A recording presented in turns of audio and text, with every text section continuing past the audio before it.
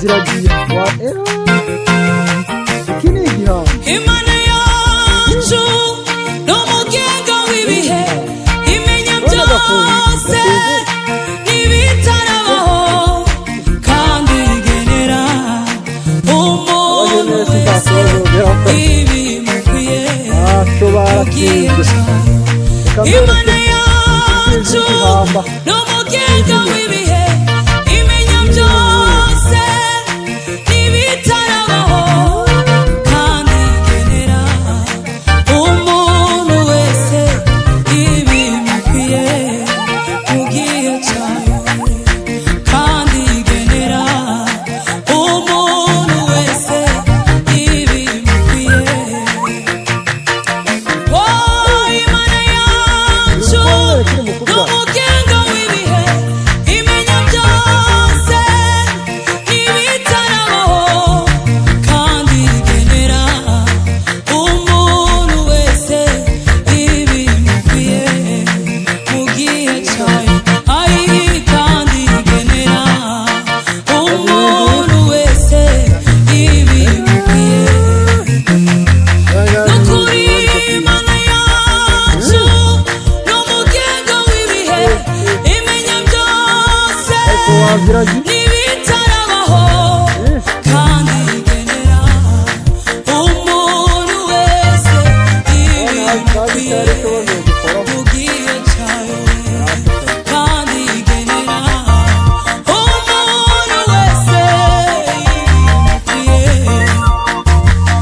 Oh, Imana yacu ni umugenga w'ibihe, imenya byose n'ibitarabaho,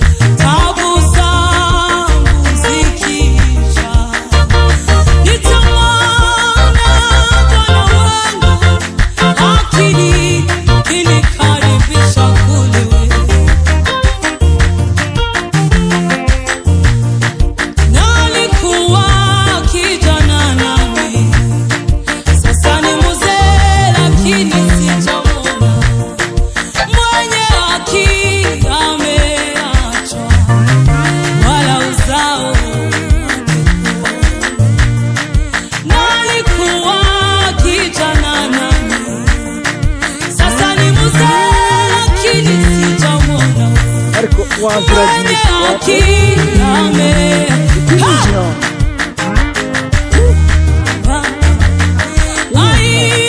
nalikuwa kijana nami, sasa ni mzee lakini sijamwona.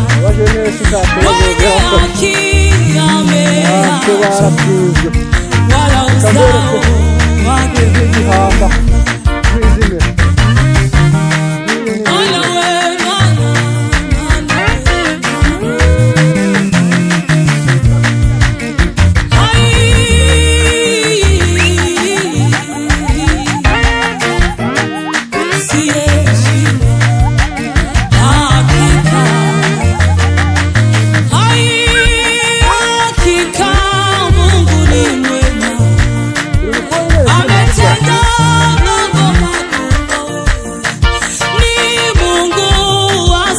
shinda. Hakika Mungu wangu ni mwema, hakika Mungu ni mwema, ametenda mambo makuu. Ni Mungu asiyeshinda. Hakika wewe wangu ya wisoni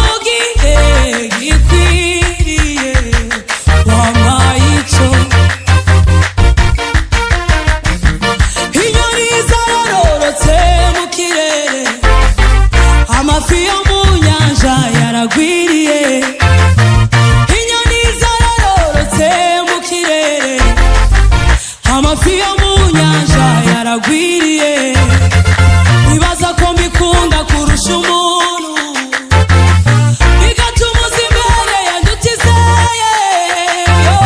Wibaza ko mbikunda kurusha umuntu, bigatuma uza imbere yandutizeye. Haleluya.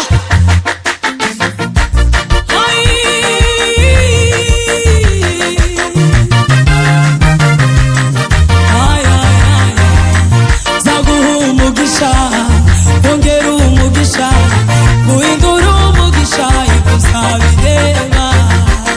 Zaguha umugisha, ongera umugisha, guhindura umugisha, ibyo uzabireba.